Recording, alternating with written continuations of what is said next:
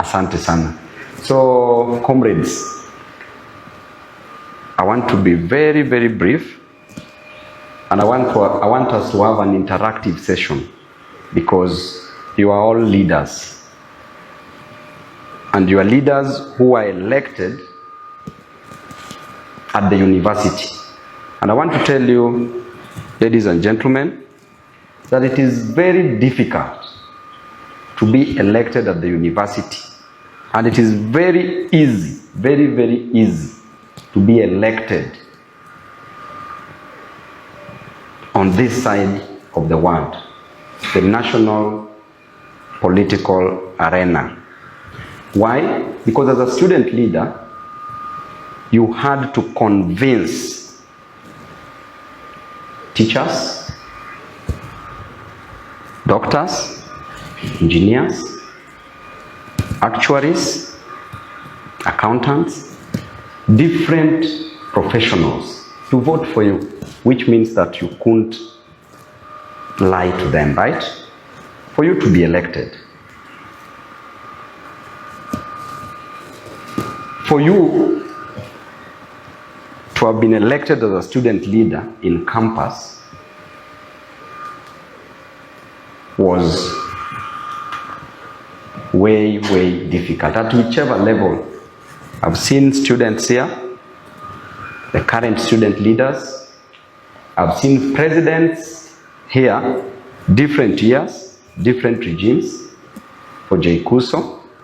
I've seen secretaries general, I've seen deputy presidents, I've seen academic affairs, and I've seen leaders who are in the executive and also the Congress, because our university system also has a parliament. And if I compare the leadership at the university and leadership as a member of parliament, I want to tell you, ladies and gentlemen, that it is way easier to be elected at the national level than being elected at the university. When I served as a student leader at the University of Nairobi, I served as the president of the Students' Organization of Nairobi University for 4 terms. And I think I was the longest serving student leader on earth. And I also served as the president of KUSO, the Kenya University's Students' Organization, for 4 terms. I interacted with so many of you, so many student leaders across the country, and comrades' power was comrades' power. Comrades' power. Comrades' power. And we used to brag and say that there are only 3 rules to the comradeship constitution. That rule number 1, that a comrade is always right. And rule number 2, that a comrade is never wrong. And rule number 3, that if rule number 2 fails to apply, you refer to rule number 1. We served, you served. You did your part. Nobody is perfect. Nobody was perfect. But the fact that you are elected as a student leader means that you are indeed a leader. And leadership is spiritual. Leadership is unique. Leadership can only come from the Almighty God. And that's why without wisdom as a leader, you cannot lead. And as a student leader, we did what we could do. So many of you have introduced themselves here, are still leaders where they are working. And that tells you very well that leadership will follow you wherever you go.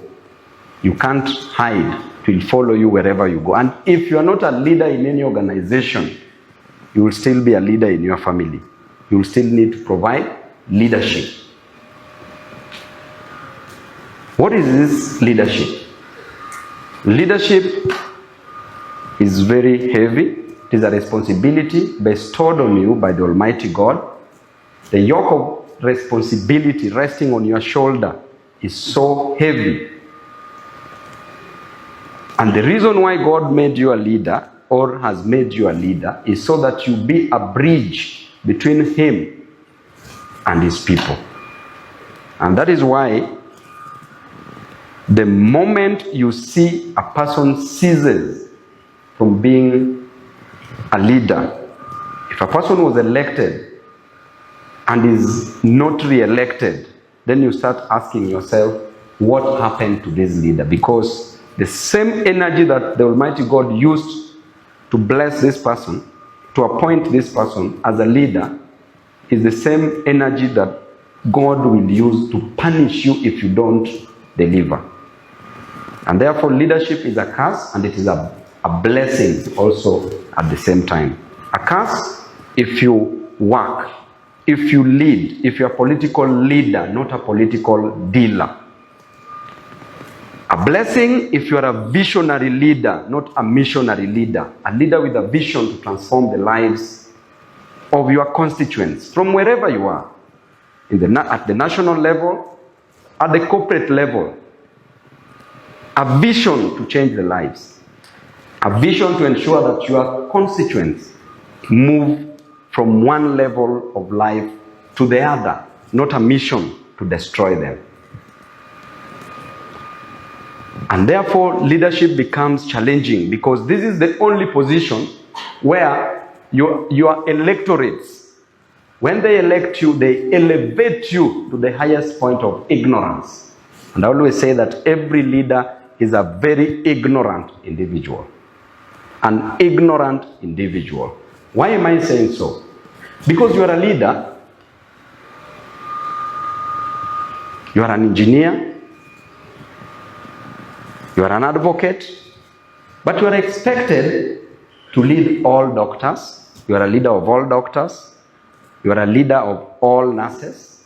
You are a leader of all teachers. You are a leader of all thieves. A leader of all religious persons. You are a leader of buildings. A leader of roads. A leader of rivers. And you are elevated to a point where all doctors want you to serve their interest, yet you don't know anything about medicine. Into that ignorance. Highest level of ignorance. You are a teacher, yet all engineers want you as a leader. Your profession is a teacher. All engineers want you to take care of their interests, yet you know nothing about engineering. All religious persons want you to take care of their interests, yet you don't know your way to heaven. You don't know how to get to heaven. All thieves want you to take care of their interests, although most leaders in Kenya know how to steal. So leadership elevates you to the highest level of ignorance from wherever you are. Even in the corporate world, where you are seated, you are dealing with people who are thinking very differently. So still, you are elevated to the highest level of ignorance. So therefore, what do you do as a leader from wherever you are? Leadership bus is the only bus that you drive from the back. This is the only vehicle that you should drive from the back. You sit at the back.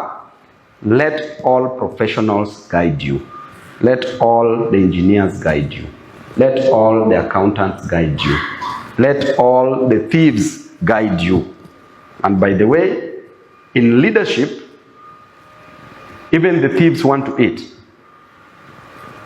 So therefore, what do you do as a leader? The intention is not to deprive the thieves of what to eat. The intention is to bake a bigger cake that even the thieves can eat. When the cake is big enough and the thieves are eating and you are eating, will you complain? You will not complain.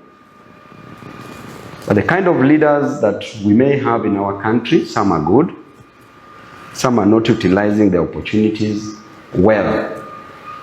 And therefore, comrades, leadership is very challenging, needs spiritual intervention, and therefore every leader in this room, you need God to guide you, to guide your steps, because you might be making steps that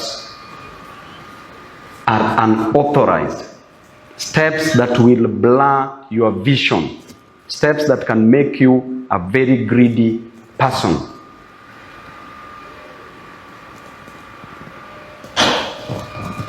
As I come back to what engineer advised me to do, when I left the University of Nairobi in 2017, I was still a student leader and a president of SONU. Then I went to vie in Embakasi East constituency.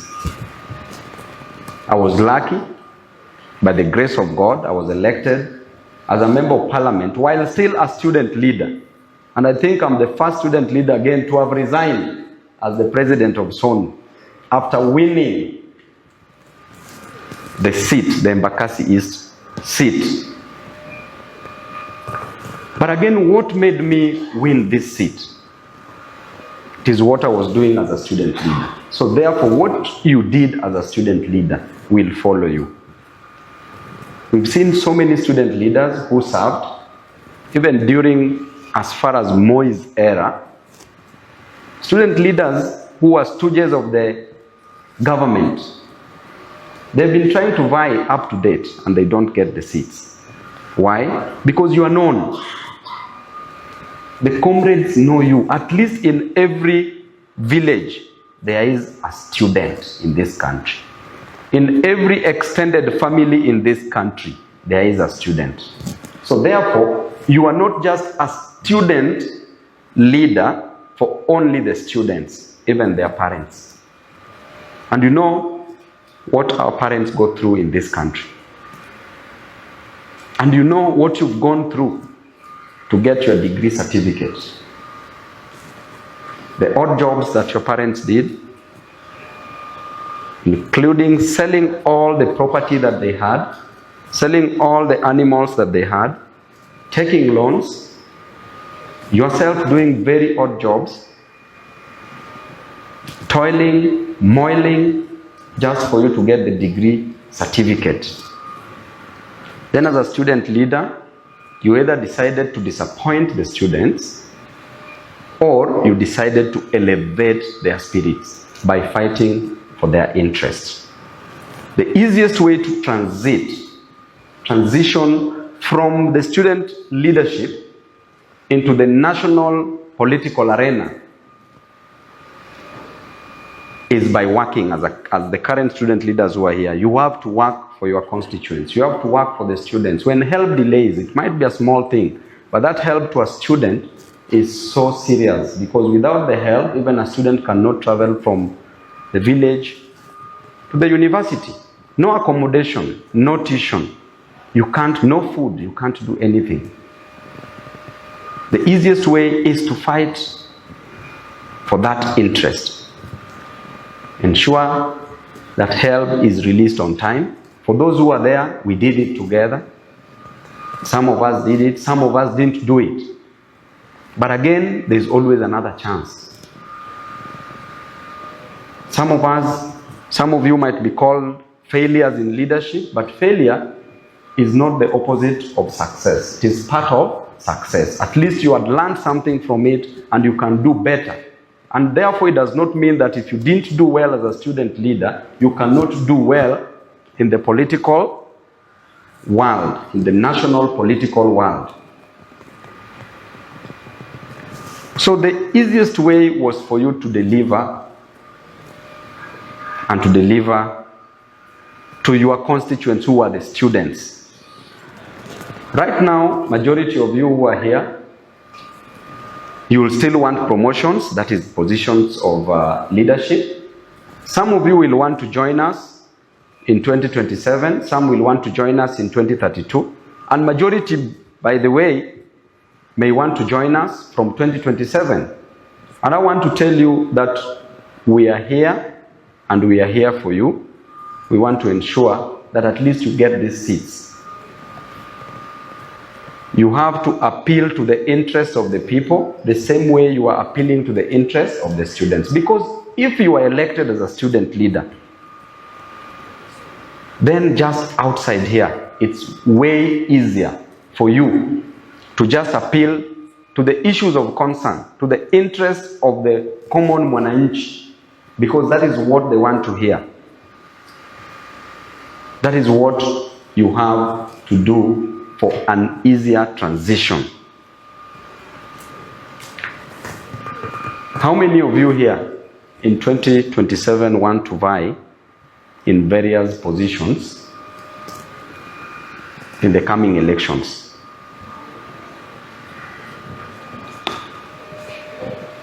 I can see Mike ako pale, can see engineer ako hapa, can see the Secretary General, current Secretary General J. Kuso, can see another gentleman there. How many of you want to be promoted where you're working? How many of you want to be leaders? And if you don't want, by the way, it won't ever happen because you are cursing yourself. Because a tongue is so powerful. So at least you do realize that you want a position of leadership because you are a leader. What I can ask you as a leader is to deliver, work for your people.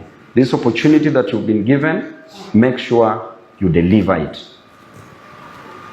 It is not very easy to speak to leaders who have already been elected, because even if you think of a lie, it's not coming.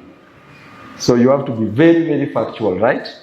So ladies and gentlemen, I really want to thank Engineer for whatever you've done here together with your team, the J. Kuso leaders, alumni.